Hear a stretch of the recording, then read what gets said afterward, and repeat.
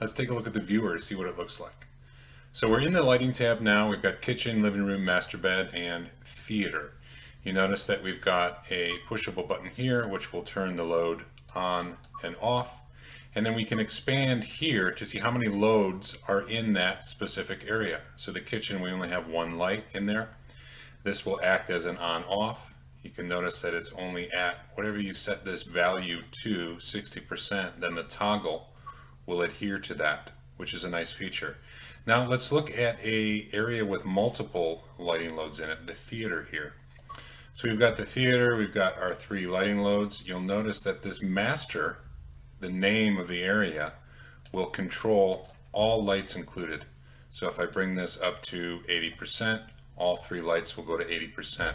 Here we also have the option to custom tailor individual loads to their own values. Now remember, we also added a shade in the theater, and this is that new feature up here. We'll look at this toggle. We've got lights and then we've got shades. So if I want to adjust the shade in the theater, I'd simply tab over to the shades icon.